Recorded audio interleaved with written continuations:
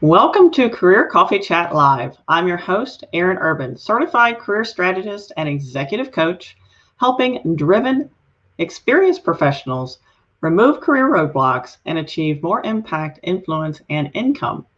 And today we'll be joined with Alana Hill from Two Hill Consulting to talk about managing your boundaries and managing that work-life blend. Most importantly, we'll talk about how to turn stress into success.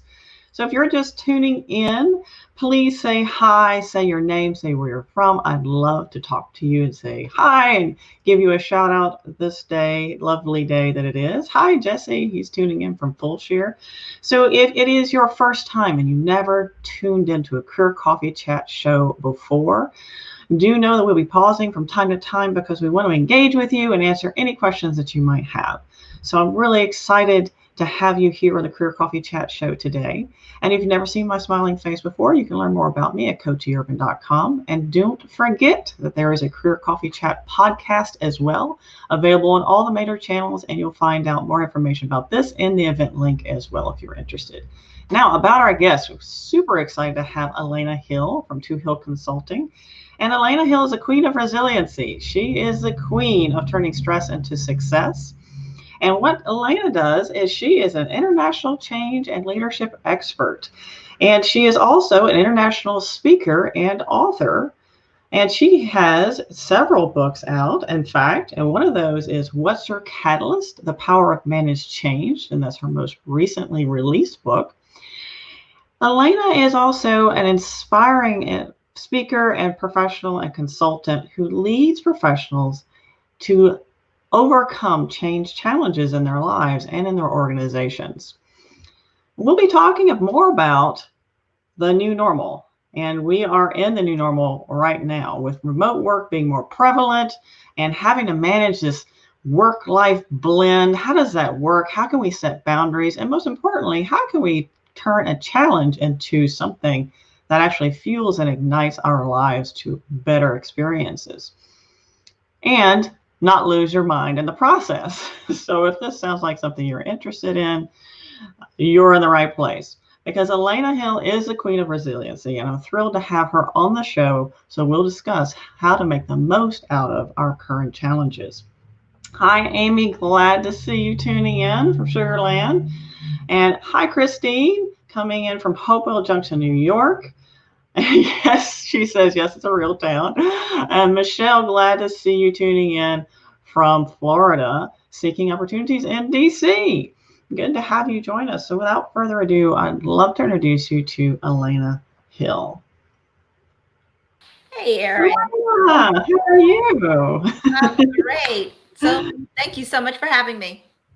I am thrilled to have you on the show. How to turn stress into success and manage those boundaries and overcome those challenges that are thrown at us all the time, and we can make, a better world out of it. So what's interesting is we're always wishing for this time of perfection and ease and joy and peace. And while, trust me, I pray for peace every single day, I also am fully cognizant that our most transformational changes comes out of challenges. Yes. And I don't know about you, but we've been through a lot lately.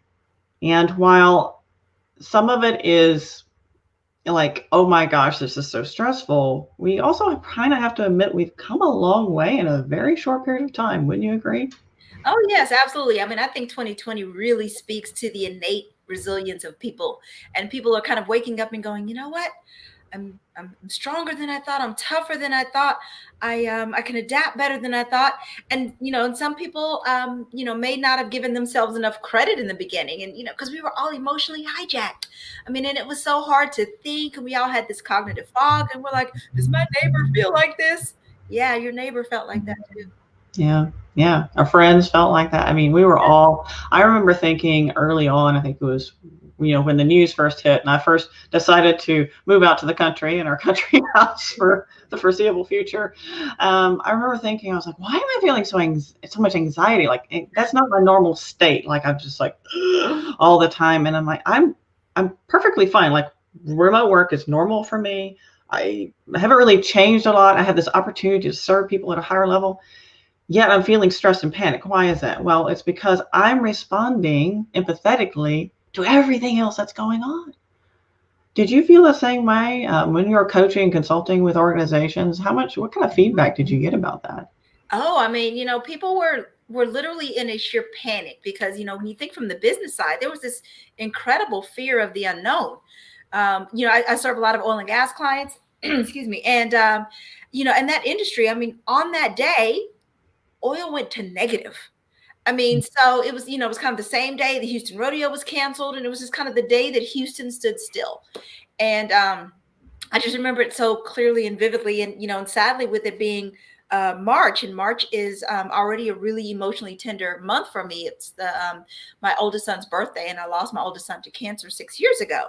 So, of course, I had an intense heart focus on his illness, which, ironically, he died on a ventilator. So when you think about trigger words, they were everywhere: ventilator, lungs, and so I literally just, and like most people, right, I turn the news off because, there's this saturation point that we reach far more quickly than we give ourselves credit for, right? So it's way over budget on the news, and just realize, just needed to walk through, the grief that I was going through, and then how that wave of grief was also affecting my clients because of the loss of business, the loss of certainty. That's frightening for a lot of people. So there were a lot of very justified fear, and I was really, really defensive of, or protective, I guess is the word. I was really protective of people because, as you were talking about being empathic, I was really protective of people whose emotions were being discounted. And that angered me so much. I mean, it was this righteous indignation about, how dare you, make someone feel foolish, or whatever ridicule was happening when people were being cautious, or when people were worried that they could lose a loved one because of this horrible disease that we were faced with. I was really disappointed by a lot of the reactions that I saw, even from people that I knew. Right, right. And I think we all agree, everybody tuning in, what are some of the challenges and stressors that you've been dealing with? What are the challenges that you've been dealing with? Whether that's because you're having to deal with this work-life blend, or something else that's happened because of COVID, because of the pandemic, because the socioeconomic disruptions happened as a result of that. And what are some of the things you would like us to discuss and talk about and focus on that'll help you transform out of this, like when you go from like a caterpillar stage, and you go this chrysalis. I feel like we're in the chrysalis now. Yeah. I think we are moving. We are moving through this. So there is a light at the end of the tunnel. It's not as soon as we would hope. I remember when we first went into this, I was thinking, oh, June, we should be back to normal. Not even close. Not even close. And I was like, oh, okay, yeah, this is going to be around for a while. I should have woke up when I realized that, when I heard Google had decided not to have people go back to work until next year. And now I think they're pushing that out as well. So, and Google tends to be probably the best search engine, and they probably know a lot more than I do. Maybe. What were they finding on their searches that they weren't telling? Like, that's the first thing I thought. I was like, wait a minute, what do they know that I don't know? So, hi, Manpreet from, don't know where we're from, but great to have you tuning in. And Venice, great to see you as well. Elena, she says hi to you, Elena. I don't know if you remember Venice Elder. And Amy says, work from home isolation and trying to stay connected is her big stressor right now. So let's talk about it. That's okay with you. How to stay connected in that isolation, because particularly for those folks who enjoy being around people, it's like crazy time right now. And I mean, as a not just self-proclaimed, but everybody labels me as an extrovert. I'm a fun, outgoing nerd. Let me pause and say, hey, Amy, I'll see you at the PMI conference in a couple of weeks. But yeah, so I remember early on, several extroverts, we would post on Facebook, check on your extroverted friends. We are not okay. And where that is concerned, we haven't been okay. I mean, and it's interesting though, when you think about our unique giftings and our unique passions, because I love connecting with people. I love talking with people. I just love a good conversation, and then followed by another good conversation, some laughter. It's the best medicine. So I immediately took to Zoom as much as I could. And while I'd been using Zoom before, I was Zooming. I was the Zoom ambassador for every organization I was part of. For my Bible study, we put us on Zoom. For work, I was serving as the programs chair for the National Speakers Association Houston chapter. So I immediately pivoted us to Zoom so that we could continue our meetings as well. So our monthly workshops, but also some intermediary meetings, and just really leveraging that technology so that while we were physically distant, we didn't have to be socially distant, right? And Zooming my family, that was the fun part, was really teaching my dad how to Zoom. That was hilarious. And he was still Zooming from his phone and talking to his phone, and there's like two pictures of my dad on there, right? Because he's connected twice. And so really supporting people through that. And then I even ran out and bought the hashtag Geek with a Purpose, because I was like, I gotta do something with this, because I'm a geek, and here we are in this pandemic, and I've got to help people continue to connect, because we were made for community. Mm-hmm. And whether that's in our spiritual walk, whether that's in our workplace, every professional association that I'm a member of, and I'm so grateful for PMI, for ATD, for NSA, for immediately responding and keeping us connected. So there were some days there were almost too many opportunities. I was like, I don't feel like Zooming today. Now,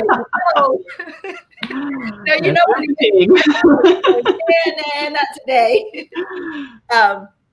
But it was just really being, and kind of really pacing, right? Mm-hmm. Finding that pacing, because while the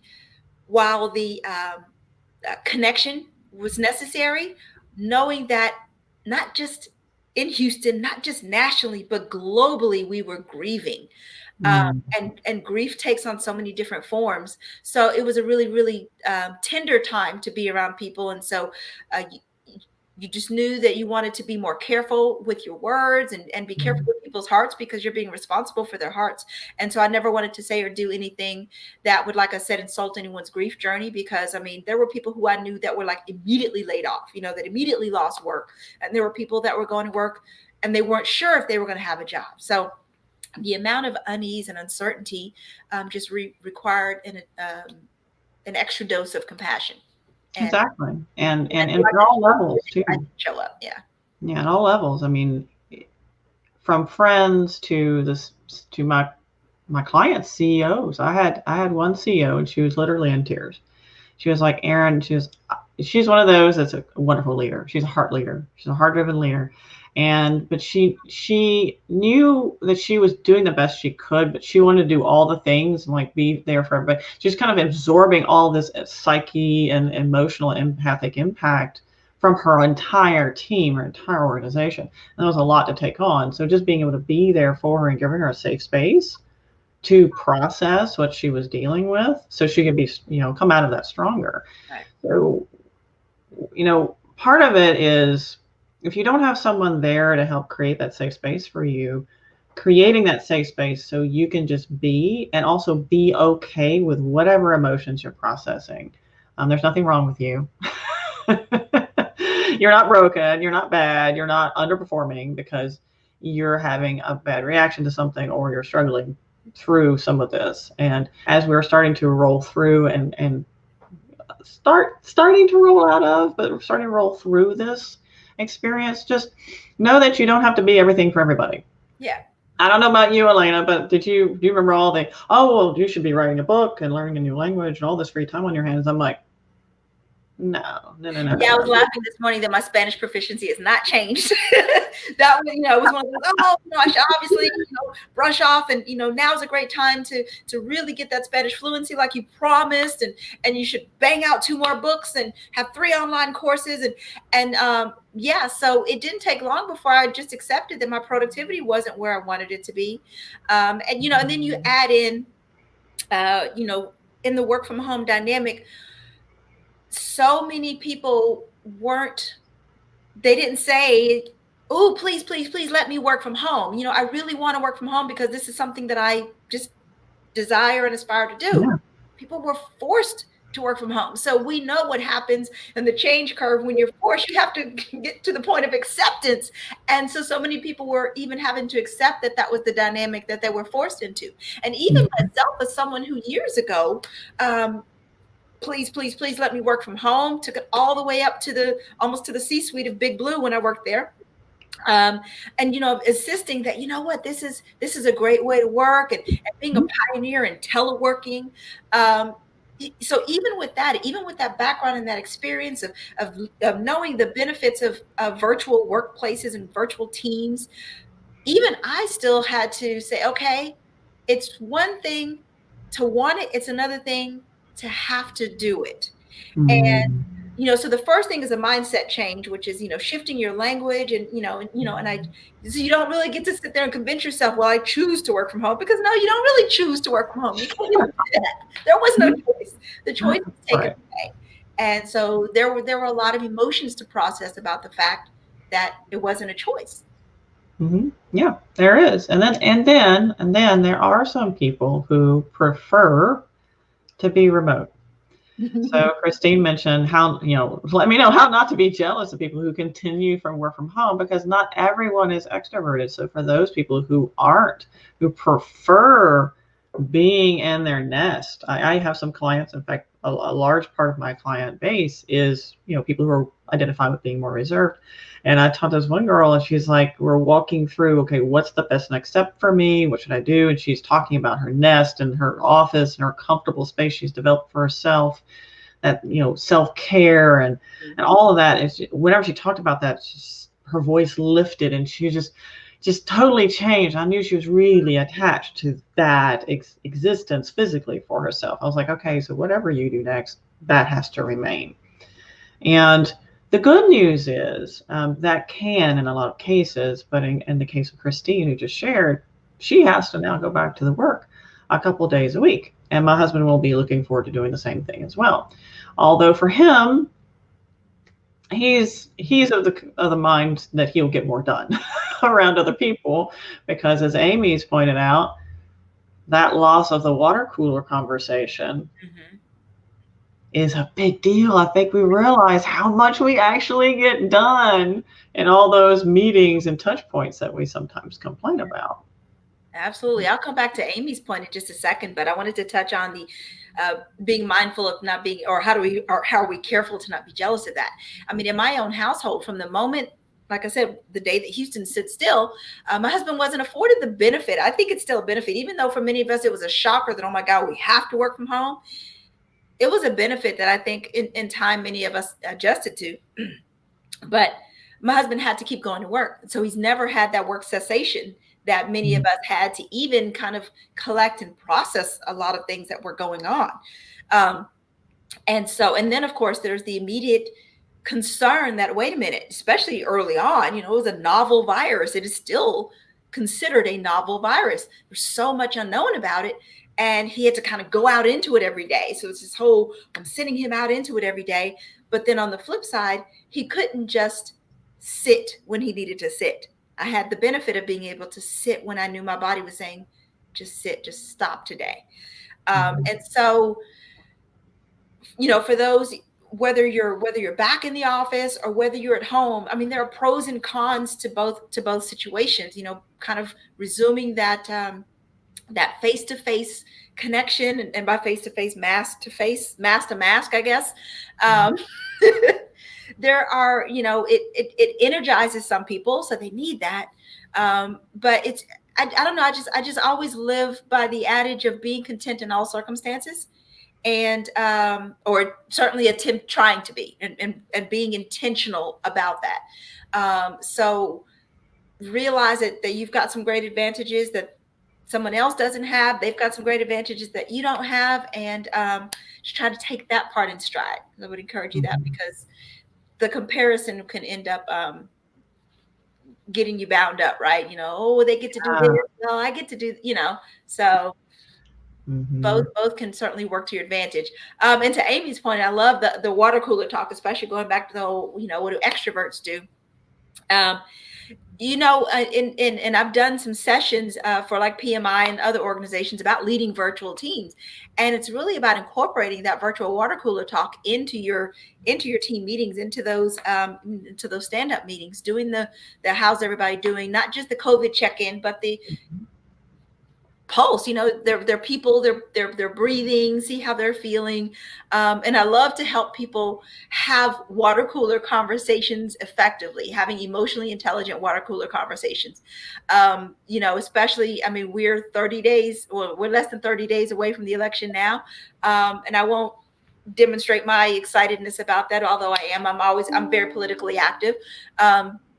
And I think, we certainly all should exercise our right to vote. I don't tell people who to vote for, although I do have a sign in my front yard.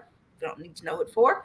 But in a work context, the whole point is that these types of things are going to come up.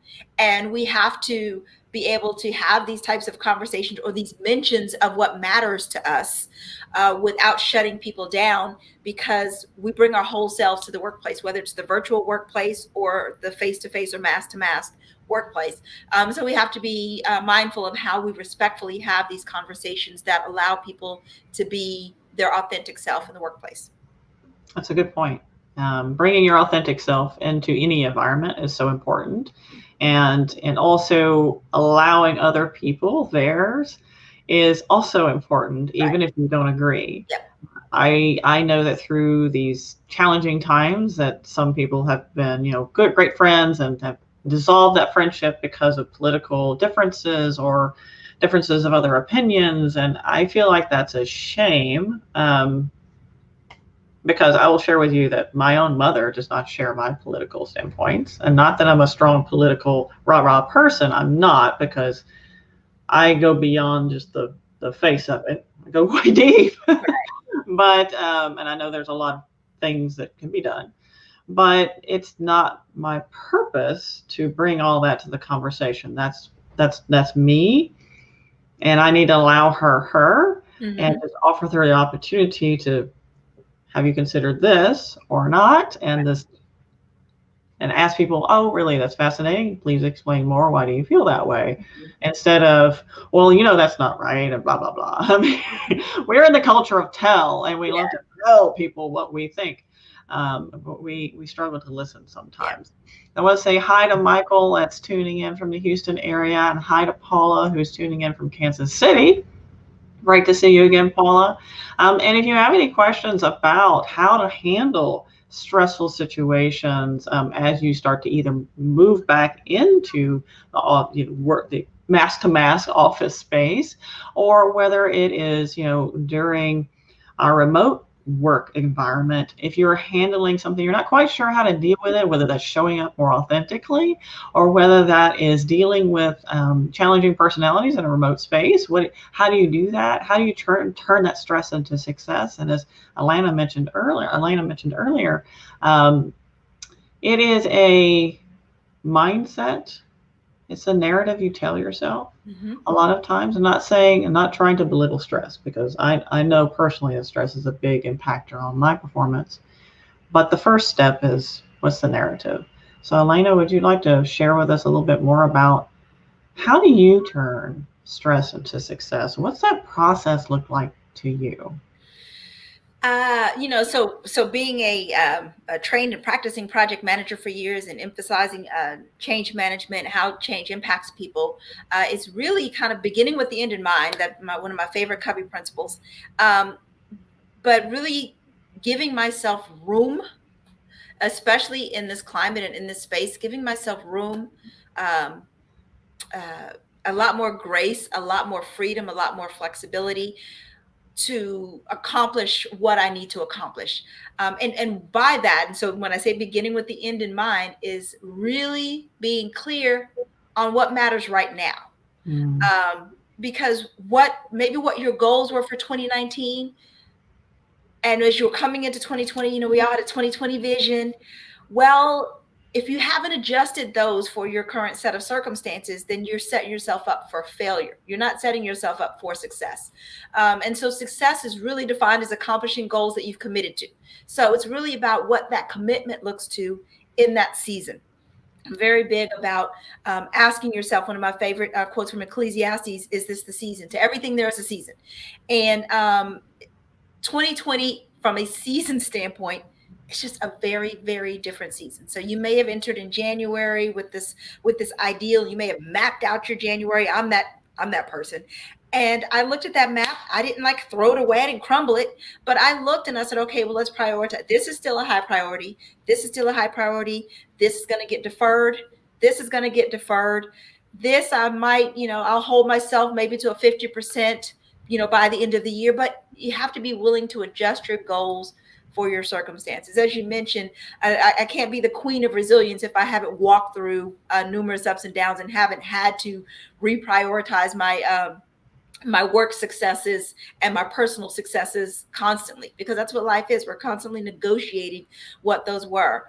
When my son was diagnosed with cancer in 2010, it was, so when I say in March, it felt like I even commented that I know this feeling, the heaviness on my chest, almost not quite the palpitations, but it just this almost heaviness of breathing, and it was flat on anxiety, and it was, oh my goodness, what's going to happen now? And I remember finding out, confirming his diagnosis and taking to my computer, emailing my clients, letting them know that I needed to evaluate some things, and then I would find out what my commitments would look like, because my first priority was naturally my son, and that hasn't changed, right?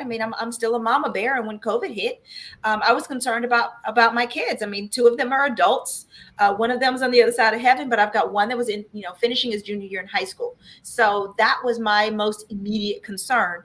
And then serving my clients and making sure that my clients were okay was certainly a priority, but not my highest priority. And I encourage everybody to make sure that you and your family was your highest priority. We were in a national crisis, are still in a national crisis. And if this hasn't helped reaffirm your need to prioritize your family as first,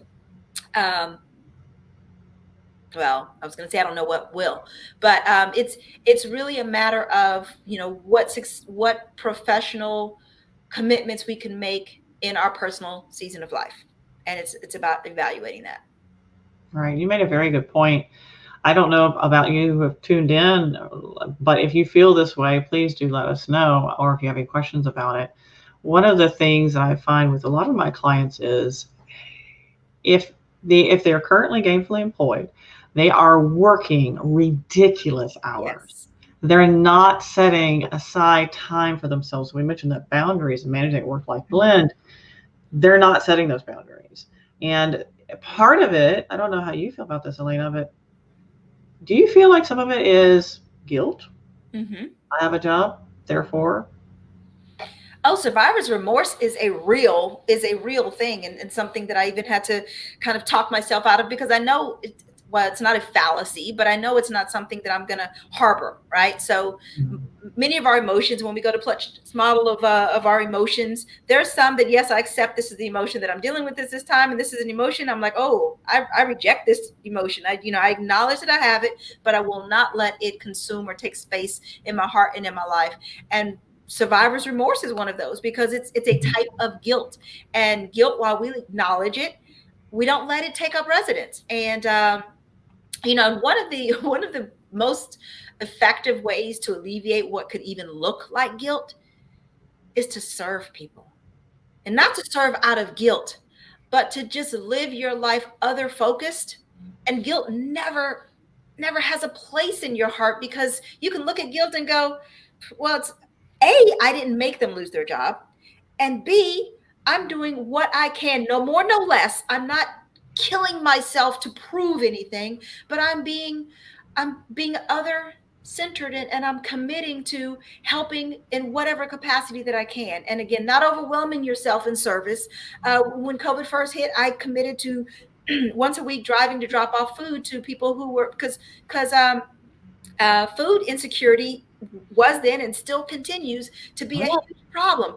It was a safe, socially distant way that I could contribute to that situation, and that has not gone away. And I actually need to re-engage with the charity that I was serving. But that is one of the best ways to be able to look a negative emotion in the face and say, you don't belong here. Amen. Yeah, I love that. Thank you. That's wonderful. Thank you for sharing that. So, and Michael mentioned, let's see here, I'll show this. I won't put it up because it does block the screen a little bit, but too long. So he mentioned he was Rift and networking when the entire industry was being impacted thousands in a few weeks as October quarterly reports are due, industrial survival mode. And I've mentioned a few other times in some of the talks I've done where we either have a survive or a thrive cycle. And right now we're in a survive cycle. So thank you for reminding me of that, Michael. We are definitely in a survive cycle right now. So you're talking about that season. So he said, so the next steps for my age as my lifelong industry is trying to survive. Again, that survive cycle. I'm sure other industries are in the same environment. So Michael is just very much in a survive. And Michael, we would love to help you through this. So let's talk about the narrative you have for yourself right now. What might that narrative and how I would offer you an opportunity to consider that narrative and ask if that narrative is serving your goals. Alana, do you have any suggestions for Michael? Yeah, no, actually, and I mean, I don't reject the survive and thrive cycle, because we certainly have times when we feel that we can give less output. But the reality is, if we look at life like a grading scale for kids, for example, and 100 is typically, that's your A plus, and that's your output that defines excelling. Well, in these type of seasons, whether it's an extreme downturn or an economic collapse or a pandemic, right? You guys with me? Or Hurricane Harvey, you with me? Then your grading scale isn't on 100 scale. You drop that grading scale and then you commit to still hitting that, because what that does for your mindset is that you realize that you're still accomplishing what you set out to accomplish, but you essentially give yourself a bell curve. You guys remember those curve busters in class? You were that curve buster, weren't you, Erin? No.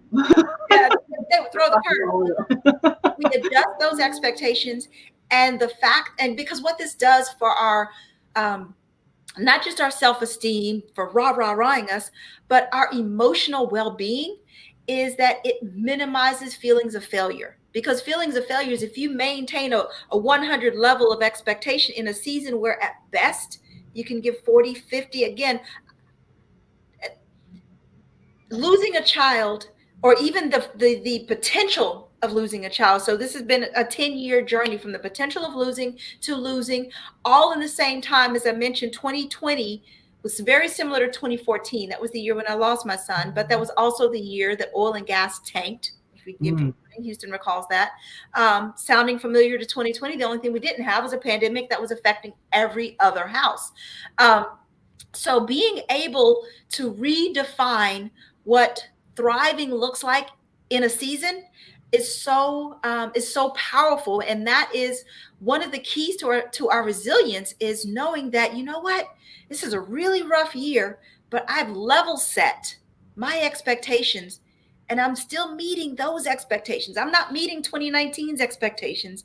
I'm meeting my adjusted expectations. And as a result, I feel good about what I'm putting out into the world. I feel good about what I'm contributing to my household, to my extended family.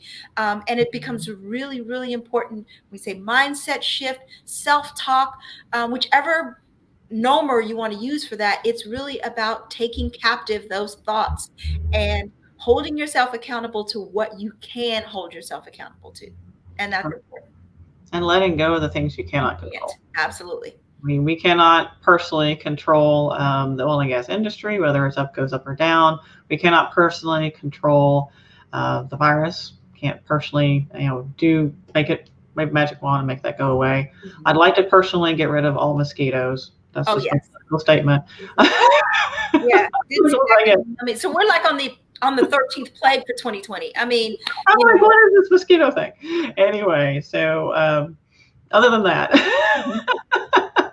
let's see, really understanding when you're shifting stress to success and shifting out of a survive mental cycle into something that you would consider, okay, I'm thriving, I'm okay. I'm letting go of that which I cannot control. I am focusing on what I can do, what I can control. And most importantly, I'm giving myself space and grace. right? Yeah. I'm readjusting my priorities and readjusting my goals to be reasonable. I'm also not aligning my own sense of self-worth to things that I cannot affect control on. Right. That's a big deal because so many people are in transition. Number one thing that happens is our self-worth takes a hit because we as Americans tend to associate our self-worth with our having a job, which the two are totally not related at all whatsoever. So I would encourage, if that's you at all, think about the impacts of what you have done in your career, what you can add value to, what you look to add value to, what your goals are. Paula here, let's see. Jesse says ditto and Texas mosquitoes. Right. Paula said contentment is important. Some of us are extroverts, but contentment in working from home is because we find other ways to connect with others. And she mentioned also a socially distant ice cream has become a great staple with her and her friends. So yes, making that time. What's interesting? Any of you who maybe have let your network grow a little bit stale over the past couple of years, now is a great time to reach out to people. Wouldn't you agree, Alana? Oh yeah, no, absolutely. I've when we look at the trials that we're dealing with, and they're absolutely trials, and you guys have already heard me, I will not in any way diminish or downplay what's going on. But it's also afforded us some opportunities. For example, I've connected with more people on LinkedIn, and we say, oh, well, but that's virtual. No, I mean, I'm talking, real not face to face, but real full on conversations, in the inbox, and really getting to know people, and then even jumping on a Zoom so that we can Zoom connect and still have a coffee, right? So, and I've always been a proponent of that, just because of even in 2019, when I was traveling, when I was training and speaking in a lot of places, it was still valuable for me in between those to stop and connect with people. Relationships matter, and continuing those relationships are really important to our well-being, to our business success, to our overall success. I mean, for example, I've got a senior going into high school, and I love the fact that I've got a great network of people that I'm like, you know what? I think I want my son to talk to this person about, this career choice. I mean, so there's so many benefits that we mutually gain from that. But so many people were kind of like, oh, but it's through technology, and that's a problem. It's not, it's personal. If I can see you and I can see you doing this or doing this, it creates this personal connection that our bodies are so wired to have. I also found that if physical touch is your love language, like it is mine, that the next time you have a coffee or a happy hour with a friend of yours, everybody do this at the end. It really releases the hormones in your body as if you were being hugged by the person you're looking at. That's a great idea. That's a great tip. Thank you. I needed that because my poor husband, he couldn't hug me. No, he couldn't keep up. He could not keep up with the deficit of hugs, and I needed somebody where that's my love language. Oh, I'm a hugger. Yeah. I was like, oh my God, I need it. My son would see me coming. Oh my gosh, she wants to hug me again. And I'm like, okay, he doesn't want to hug me anymore. So I was so thankful when I found this out, and I was like, oh, it's true. Your body, our physiology, our designer, he knew what he was doing. So, and this pandemic didn't catch him by surprise. Well, those of you who tuned in, please let me know if you have any other questions or comments or anything else you'd like to know about how to turn stress into success, setting work-life boundaries, turning challenges into something that's not so detrimental, and more. We have a conversation around that. Let us know what your thoughts, questions, comments are. And if you love the show, please do feel free to share this with your network. And share this with other people who can leverage and use this information, because after all, we are all in this together. And Michael says it's a good idea, hugging yourself. I love that. And Paula wants to share a favorite quote. She says, faith has not been tested. Faith that has been tested cannot be trusted. Right, I can't. Yes. Thank you. I really can't read. So true, Paula. So true. So true. And that's how we build it. And so many of us, my prayer certainly is that people come out with an even more fortified faith. But even in that, one thing that I certainly want to touch on when we talk about boundaries, self-care. Self-care is not selfish. That's one of my favorite quotes to tell people, because you'd be amazed at how many mothers I interact with, first of all, having kids and being in kind of that mommy world sometimes, and really looking a woman in the face or a man in the face, because men suffer from it even worse than we do because of the provider protector. They're constantly boxing at anything that harms us. So men right now, you guys are on emotional overload, and my heart goes out to you, because you're wired to be a protector. You want to protect your family from COVID, and the best way you can is to help them follow sound science. But the main thing when we talk about our boundaries and our self-care, have a morning routine that feeds your body and feeds your soul. You will be so much more effective when you do that. In Stephen Covey's 7 Habits of Highly Effective People, he makes it clear that habit 7 of that daily sharpening the saw, the habit of daily self-renewal, is the habit that enables you to do all the other habits. So you can't skip that. And especially because we know too the science of needing vitamin D and needing to be outside, even if it's walking around your block 2 times. Because I'm not going to say one. I'm not going to get you off the one. Walk around the block 2 times. It'll take you at most 15 minutes. Come in, take a shower, get dressed, go to work. It's a game changer. And if you're like, I don't know, Erin rides her bike like from here to Texas or to Tennessee. We're in Texas. Okay. I run, but finding some physical outlet, because I say all the time, my day starts with Jesus and endorphins. And so you need to find something that helps you start your day in such a way that you, especially if you're leading a team, because you're responsible for helping set some of the tone and some of the energy. And so you want to show up as your best self, and you're your best self when you've taken care of your body, take your vitamins, your nutrients, all these other things that you need.